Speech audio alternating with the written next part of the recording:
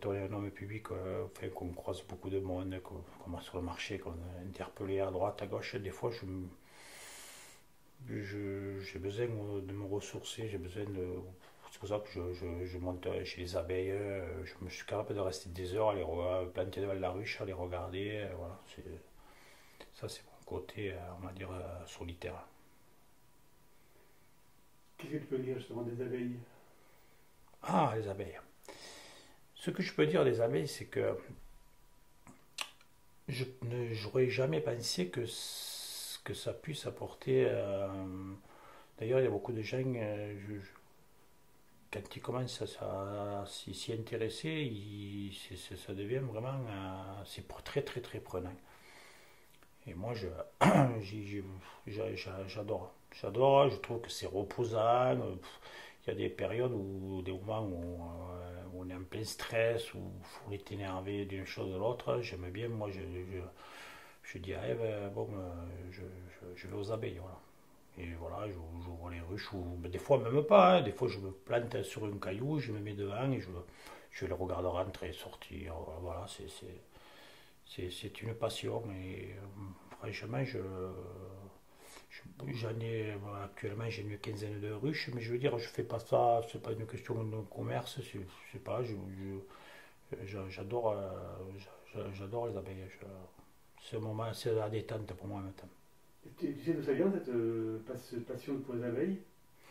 Non, je pense que cette passion pour les abeilles, je pense que c'est une continuité, on va dire, de la jeunesse, hein. C'est-à-dire c'est une continuité d'observer. Je m'intéresse à beaucoup de choses, de tout ce qui est lié à la nature.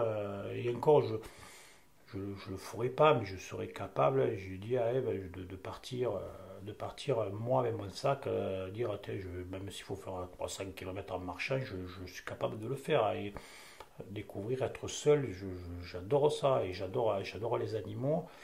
Gamin, bon là maintenant j'ai perdu parce que je suis moins plongé dedans, mais j'étais capable de donner le nom de n'importe quel oiseau. J'avais une connaissance, les gamins, on regardait la vie des animaux à 8h30, on n'avait que ça, et il y avait ça et le cirque Penderle, et je me regardais, avant d'aller au lit vite, j'allais dire maman, je regardais ça, et je regardais la vie des animaux, je passais des heures à regarder ouais, des reportages animaliers, j'adorais ça. Et c'est vrai que j'ai très, très observateur, même les insectes, tout ça, voilà, c'était. Comment ça? Sur mes ruchers, la problématique, problème, c'est le frelon asiatique. Voilà. Frelon asiatique, bon, après, il y a le seul traitement qu'on leur fait, c'est le varroa, hein. Le varroa, c'est une sorte de tique qui se pose sur l'abeille et qui l'affaiblit, hein. Bon, ça, c'est le seul truc qu'il faut prendre au sérieux, hein, puisque il faut le faire.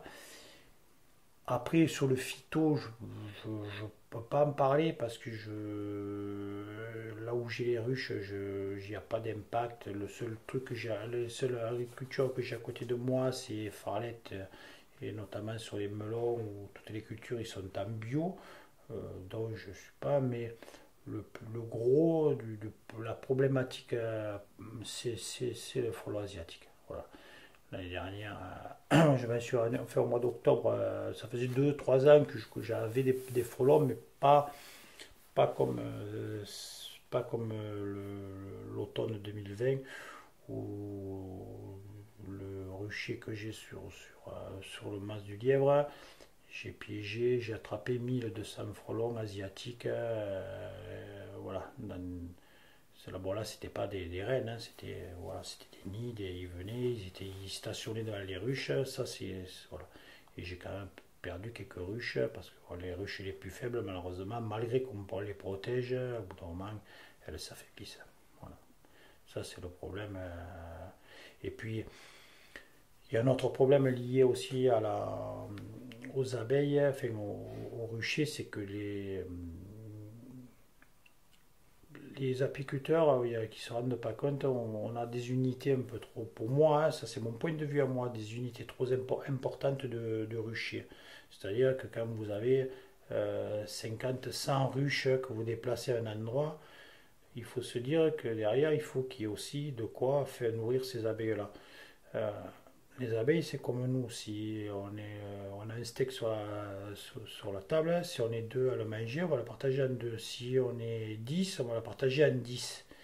Et malheureusement, j'ai l'impression qu'on a tendance à faire des ruchers trop importants. Il n'y a pas peut-être un équilibrage sur le territoire qui fait que ben, certains endroits il n'y a pas assez à manger et on affaiblit automatiquement.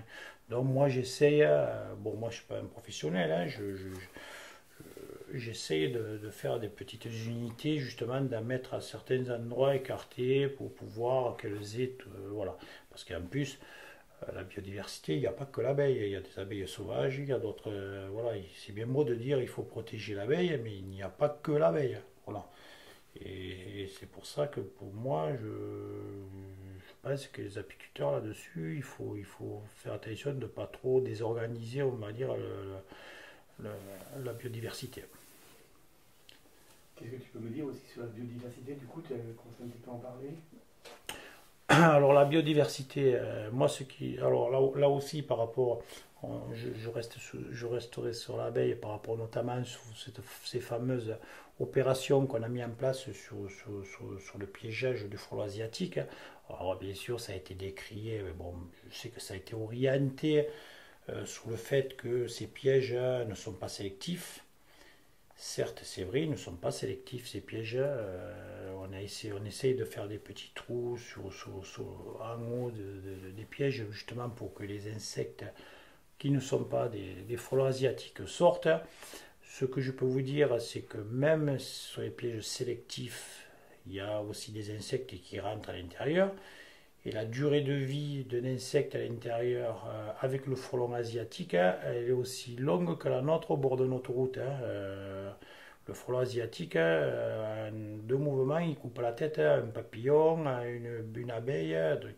Et puis, le problème, c'est qu'actuellement, il n'y a rien d'autre. Alors, au début, il y a quelques chercheurs qui ont dit qu'il ne faut pas piéger au printemps. Il s'avère que maintenant, l'INRA et d'autres se disent oui, de toute façon, il n'y a pas d'autre solution, il faut le faire pour éradiquer cette espèce, pour essayer de moins déjà de la freiner.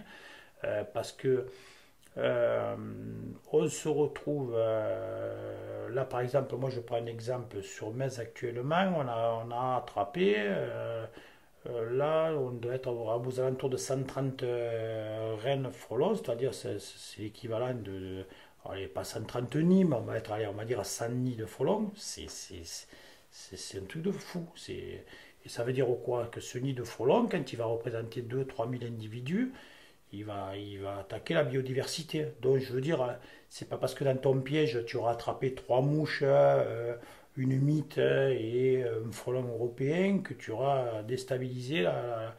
Au contraire, je pense qu'il faut freiner parce que le frelon asiatique, hormis les guêpiers qui tournent en ce moment, et ils n'ont pas de prédateurs. Et il n'y a que le piège qui marche. Et là, je vois que l'opération qu'on a menée, il y a quand même des résultats et on va le voir. Parce que moi, je vous dis, au mois d'octobre, j'avais attrapé 1200 frelons autour de mes ruches. Alors, ces 1200 frelons, si je ne les avais pas piégés, à mon avis, les abeilles, imaginons 10 frelons, 10 abeilles par frelon tous les jours, ça va vite, hein.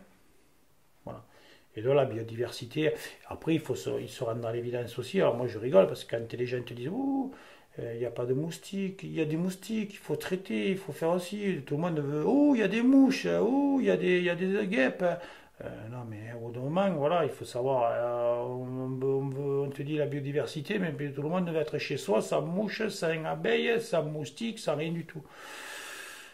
Moi, ce que je constate, c'est qu'avant, je prenais ma moto, sur la visière de mon casque, j'arrivais à la maison, je nettoyais mon casque. Là, je veux dire, je vois pas grand-chose, hein. Donc, et encore cette année, je trouve qu'il y a plus d'hirondelles que l'année dernière. Voilà, donc s'il y a plus d'hirondelles, c'est qu'il doit y avoir un peu plus d'insectes. Mais voilà, donc il y a quand même du boulot.